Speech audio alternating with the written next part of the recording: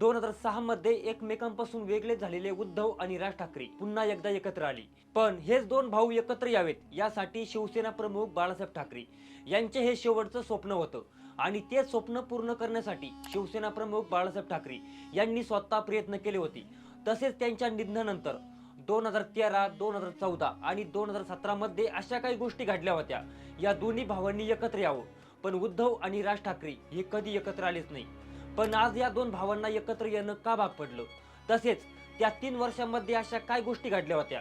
आणि राज ठाकरे आणि उद्धव ठाकरे या दोन भावांमध्ये एवढं काय वैर झालं होतं? राज ठाकरेंना शिवसेना सोडावी लागली, तेच आपण आज बघणार आहोत. नमस्कार मंडळी, मी विठ्ठल, तुम्ही बघताय वेद.com. या संघर्षाची सुरुवात कशी झाली हे प्रथमतः समजून घेणं गरजेचं आहे. 1988 मध्ये शिवसेना प्रमुख बाळासाहेब ठाकरे यांचे बंधू श्रीकांत ठाकरे यांचा मुलगा राज ठाकरे हे शिवसेनेत सक्रिय झाले होते. त्यावेळी राज ठाकरे यांच्याकडे शिवसेना प्रमुख बाळासाहेब ठाकरे यांचे राजकीय वारसदार म्हणून पाहिले जात होते. चालण्या बोलण्यापासून अनेक गोष्टीत शिवसैनिकांना राज ठाकरेंमध्ये बाळासाहेबांची छबी दिसू लागली होती.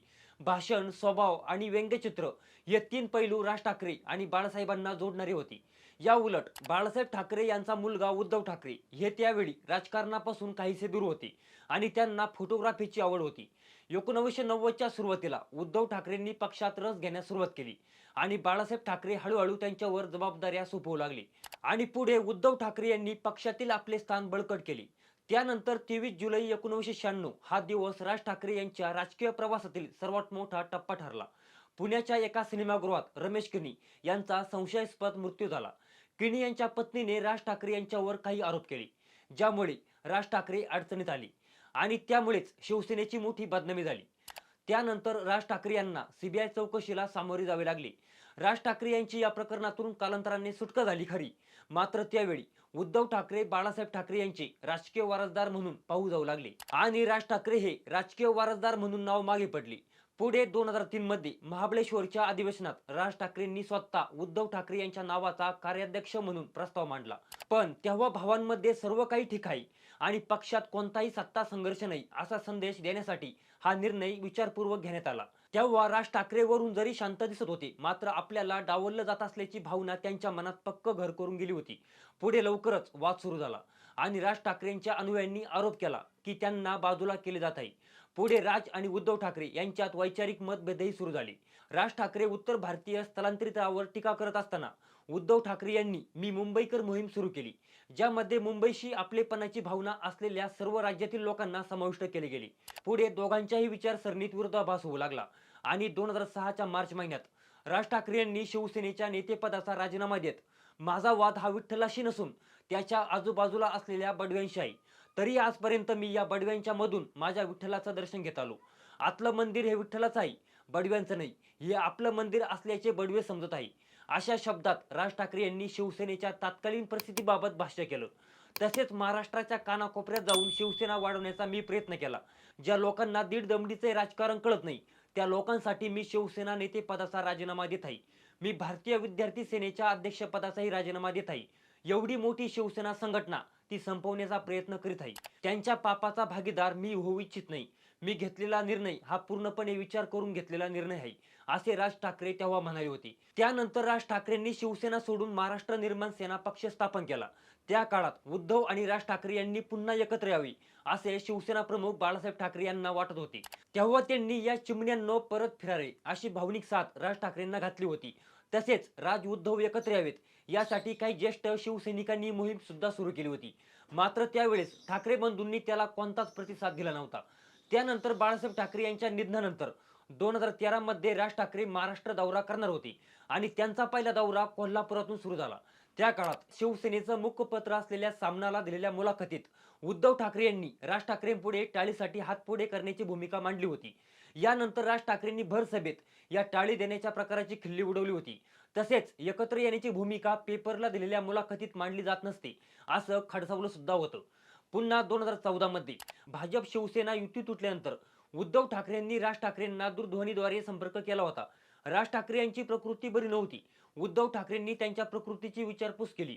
तसेच निवडणूक एकत्र लढवण्याचा प्रस्ताव सुद्धा मांडला. याला राज ठाकरेंनी सहमती दिली होती. दोन्ही पक्षांच्या नेत्यांमध्ये जागा वाटपाची बोलणी करण्यासाठी लगेच एक बैठकही झाली.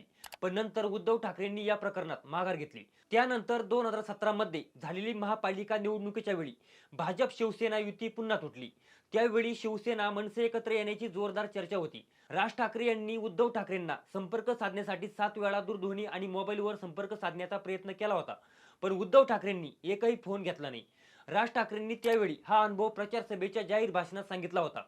पण 19 वर्षानंतर अशी कोणती राजकीय अपरिहार्यता निर्माण झाली, ज्यामुळे आज या दोन भावांना एकत्र येणे भाग पडले? आता ते पाहू.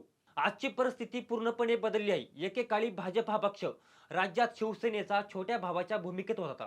मात्र 2014 नंतर भाजपने मोठ्या भावाच्या भूमिकेत शिरकाव केल्याचे आपल्या कृतीतून दाखवून दिले. यामुळे शिवसेनेचा आणि भाजपमध्ये दुरावा निर्माण झाला. पुढे 2019 नंतर महाराष्ट्राच्या राजकारणाचा पट पूर्णतः बदलला. 2019च्या विधानसभा निवडणुकीनंतर उद्धव ठाकरेंनी भाजपची साथ सोडली. उद्धव ठाकरे यांच्या नेतृत्वात शिवसेनेने युती आघाड्यासंदर्भातील आपली ताठर भूमिका सोडून दिली, ज्यामुळे महाविकास आघाडी तयार होऊ शकली आणि 2 काँग्रेसच्या मदतीने महाविकास आघाडीचे सरकार स्थापन केले. भाजपाने नाकारलेले मुख्यमंत्री पद उद्धव ठाकरेंनी 2 काँग्रेस सोबत जाऊन मिळवले. त्यानंतर भाजपाने शिवसेनेत फूट पाडून एकनाथ शिंदे यांना पळवलं. त्यासोबत त्यांनी खुर्ची काढून घेतली आणि एकनाथ शिंदे यांना दिली. तसेच यासोबत बहुसंख्य आमदार खासदार एकनाथ शिंदे यांच्या बरोबर आल्याने शिवसेना हे नाव आणि धनुष्यबाण चिन्ह त्यांच्याकडे गेलं. पुढे शिवसेना हे नाव आणि धनुष्यबाण चिन्ह हे आमचेच आहे असे उद्धव ठाकरे यांनी निवडणूक आयोग व सर्वोच्च न्यायालयाला सांगितले, पण त्याचा निर्णय आजपर्यंत झालाच नाही. तसेच 2024च्या विधानसभा निवडणुकीत किमान जनतेच्या न्यायालयात आपल्या बाजूने तरी कौल मिळेल अशी आशा उद्धव ठाकरेंना होती. परंतु या विधानसभा निवडणुकीत लोकांनी त्यांना 20 आणि शिंदेंना त्यांच्या तिप्पट आमदार दिले. तर दुसरीकडे राज ठाकरे यांच्या महाराष्ट्र नवनिर्माण सेनेचे इंजिन पुढे जाण्याऐवजी प्रत्येक निवडणुकीत मागे चालले होते. पक्षाच्या स्थापनेनंतर पहिल्याच निवडणुकीत 13 आमदार निवडून आणणाऱ्या मनसेचे विधिमंडळातले अस्तित्व 2024 मध्ये पूर्णतः संपले होते. मुंबई महापालिकेच्या पहिल्या निवडणुकीत मनसेचे 27 नगरसेवक निवडून आले होते. ती संख्या 2017ला 7 पर्यंत घसरली होती व त्यातले 6 जण 7 सोडून गेले होते. पक्षाचे निवडणूक चिन्ह असलेल्या इंजिनची दिशा 2 वेळा बदलून बघितली, पण राजकारण पुढे जाण्याऐवजी मागे चालले होते. आणि आज महाराष्ट्रात भाजपाच्या वाढत्या प्रभावामुळे दोन्ही ठाकरेंना आपले राजकीय अस्तित्व धोक्यात असल्याचे जाणवले. आपले अस्तित्व जपण्यासाठी कोणाची तरी साथ हवी होती. मुंबई महापालिका हातात आली नाही तर आपल्या राजकीय अस्तित्वाला धक्का लागेल याची जाणीव झाल्याने 20 वर्षे ज्या मनसेचे अस्तित्वही मान्य केले नव्हते, त्या मनसे बरोबर युती करण्याची भूमिका उद्धव ठाकरेंनी आज घेतली. पण मंडळी, या दोन भावांच्या एकत्र येण्यामुळे ठाकरे ब्रँड पुन्हा मुंबईत ताकदीने उभा राहील का? मराठीचा मुद्दा पूर्वी एवढा प्रभावी राहील का? मुंबई महापालिका ठाकरेंच्या ताब्यात येईल का? याबाबत वेगवेगळी मतं मांडली जात आहेत. तुमची पण मतं कमेंटमध्ये मांडा. पण सर्वात मोठा प्रश्न चर्चेत आहे, तो म्हणजे मनसेला बरोबर घेण्यासाठी काँग्रेसला सोडण्याचा उद्धव ठाकरेंचा निर्णय त्यांना मुंबई महापालिका जिंकून देईल का? हाच प्रश्न सर्वात कळीचा ठरणारा असं दिसतंय. मनसेसोबत युती झाल्यामुळे मराठी मतांमधले विभाजन टळेल, पण त्याचवेळी 2019 नंतर जोडला गेलेला नवीन मतदार दुरवण्याचा धोका आहे. पण त्यांनी हाच धोका पत्करायचे ठरवलेले दिसते आहे. तर तुम्हाला या संपूर्ण प्रकरणाविषयी काय वाटतं ते कमेंट करून नक्की सांगा आणि आपला वेद.com हा YouTube चॅनल सबस्क्राईब करायला विसरू नका.